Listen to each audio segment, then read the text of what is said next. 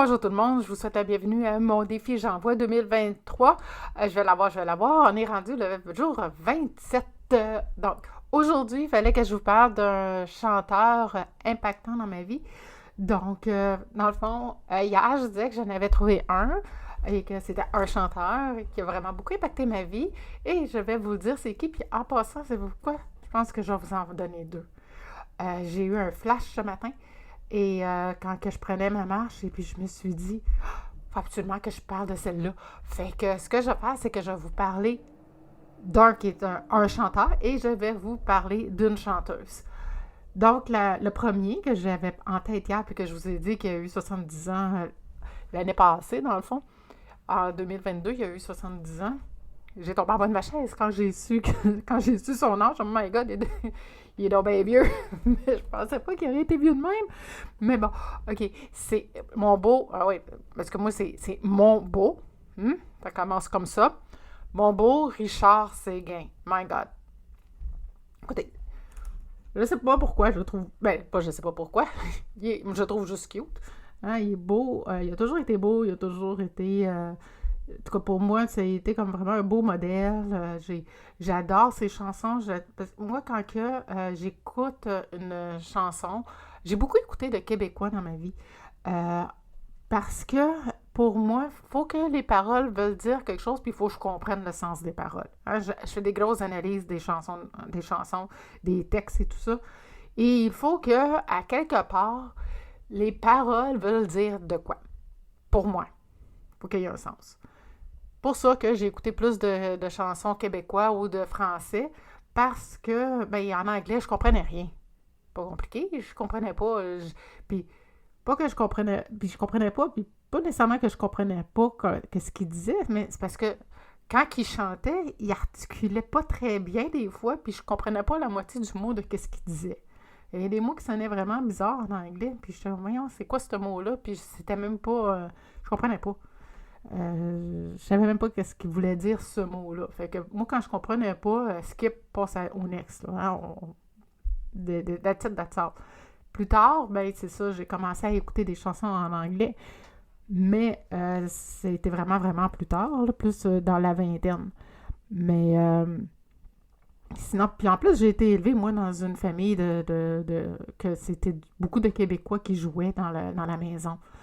C'est comme ça que j'ai été initiée à la musique québécoise à cause de mes frères qui écoutaient du québécois, surtout. Puis, c'est ça, au fil du temps, ben, j'ai pris mes propres couleurs de musique, si on peut dire ça comme ça. Et j'ai été, je ne sais pas pourquoi, là, j'ai le mot flabbergasté, là. J'ai adoré Richard Séguin, oui, direct en partant, quand j'ai commencé à l'écouter. Ça a été vraiment une grosse révélation pour moi. J'adorais ses textes, j'adorais le charisme qu'il avait. Quand je l'entendais parler à la radio, à la télé, quand je voyais des reportages avec lui, je mangeais les paroles qu'il disait. Je me souviens à un moment donné, il était en entrevue avec quelqu'un. Je me rappelle plus c'était à quel programme, ça fait très longtemps de ça. Mais il avait dit, quand que vous avez des rêves, ben, tu sais, croyez-y en vos rêves parce que c'est ça qui va vous donner une petite lumière dans votre vie. Puis, en y croyant, puis en vous mettant des objectifs et des rêves à atteindre, ben, vous allez les atteindre.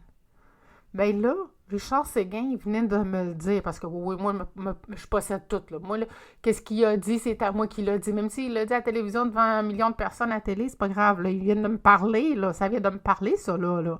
Hein? Fait que moi, je le prenais très personnel, là.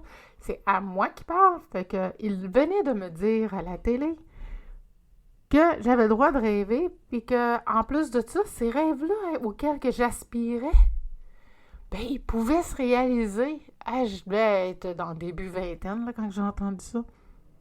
Et que je me suis dit, aïe, aïe. Puis je pourrais même vous dire, il était où?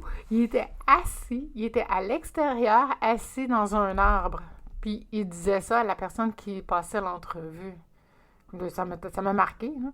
Hein? J'ai resté comme avec cette image-là dans ma tête que n'importe quel rêve est réalisable. Fait que oui, il a marqué il a marqué mon chemin de vie, il a marqué la personne que je suis aujourd'hui. J'écoute beaucoup de sa musique encore aujourd'hui. Puis c'est vraiment moi je trouve que c'est une belle personne et je trouve que c'est une belle personne, que c'est un bel artiste. Puis quand que je le revois, ben je suis toujours en émerveillement devant lui. Je vous disais plutôt que j'avais une deuxième personne pour qui que deuxième artiste, dans le fond, un autre chanteur, plutôt une chanteuse.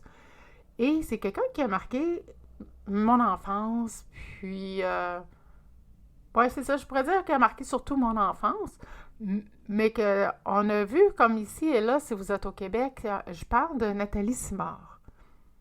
Moi, Nathalie Simard, je l'aime depuis la première journée que que je l'ai vue. Évidemment, on se rappelle, ceux qui sont de ma génération, j'ai 50 ans, on se rappelle le village de Nathalie, bien sûr. Et puis, ça, c'était vraiment génial. J'ai adoré ça, ce programme-là. J'écoutais ça, c'était une religion. J'avais même son linge. J'allais à l'école, puis j'étais fière de montrer que j'avais des jeans Nathalie Simard. En tout cas, c'était quelque chose. Et je l'ai toujours aimé.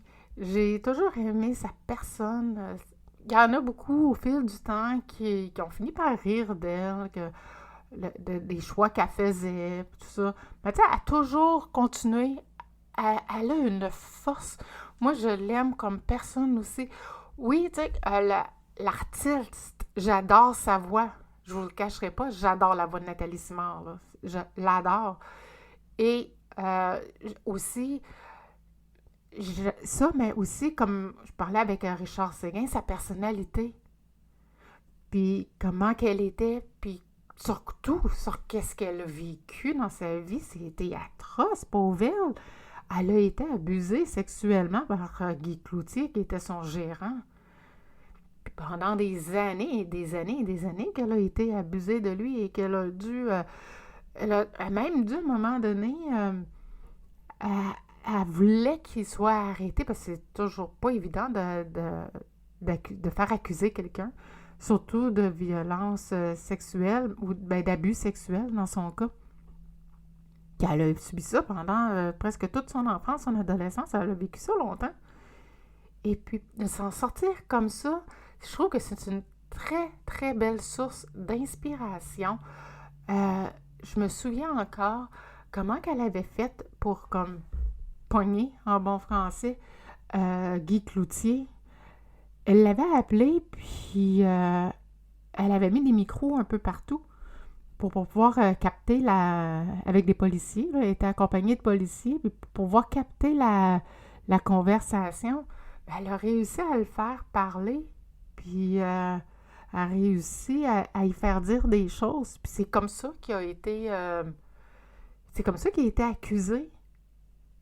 Mais ça, là, juste ça, faire ça pour une victime de violence sexuelle ou d'abus sexuels comme ça, juste ça, faire ça, c'est beaucoup, c'est énorme. Ça demande un courage infiniment immense pour pouvoir faire ça. Pour ça, là, elle a toute ma gratitude, elle a toute mon admiration d'avoir passé au travers de ça. C'est fou. Puis, vu qu'il est connu, après ça, il est arrivé d'autres affaires. Il y a des choses qui se sont bousculées dans sa vie. Fait qu'il y a des choses qui ont sorti au grand public. Puis, tu sais, elle a eu des problèmes avec les finances. Elle a paru aussi. Mais c'est ça, c'est pas évident. Puis, tu sais, elle a réussi à se tenir la tête haute. Puis, elle a réussi à garder le cap, puis à aller continuer, puis toujours continuer.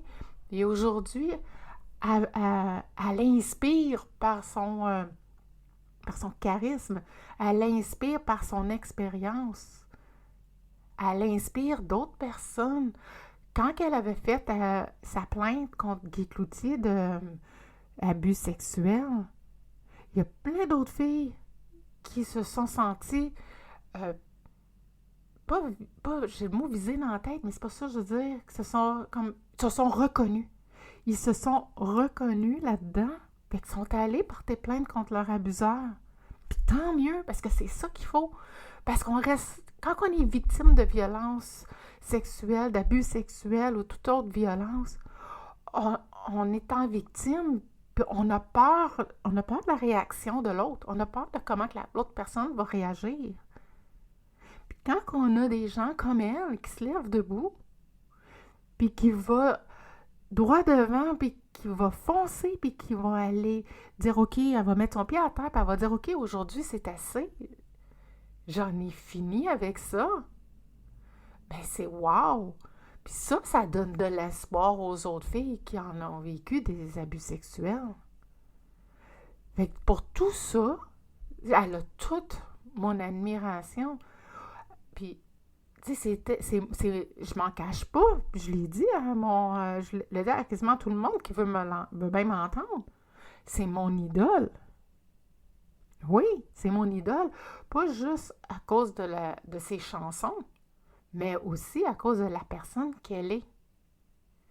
Donc, moi, c'est comme ça que je la perçois. C'était ça aujourd'hui, mon petit épisode sur mon chanteur qui a impacté ma vie. Puis, finalement, j'ai décidé d'avoir un chanteur et une chanteuse. Puis, comme je vous ai dit, c'était pas Céline Dion. Ça, j'en reparlerai peut-être à un autre moment donné, quitte à me faire des ennemis, là. Mais je l'aime pas.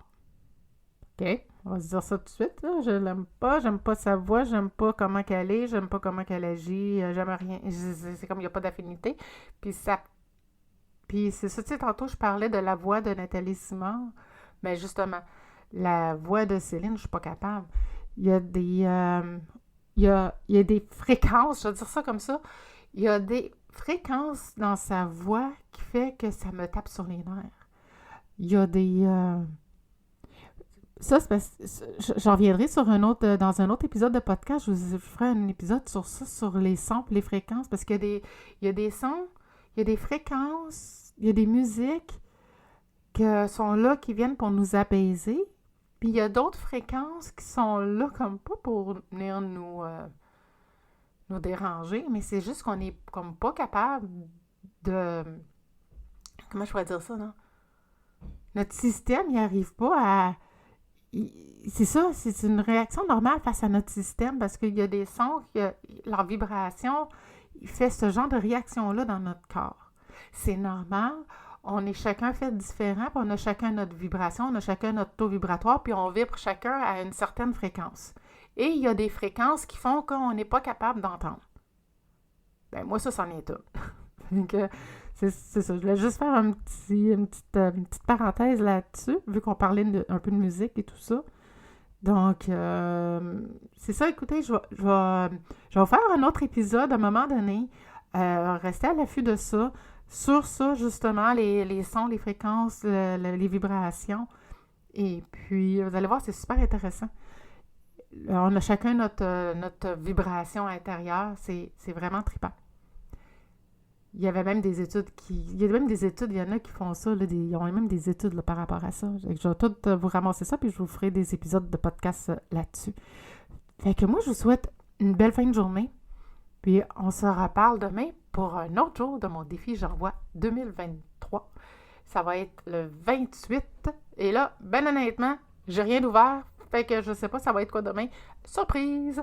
Fait qu'on se revoit demain. Bye bye!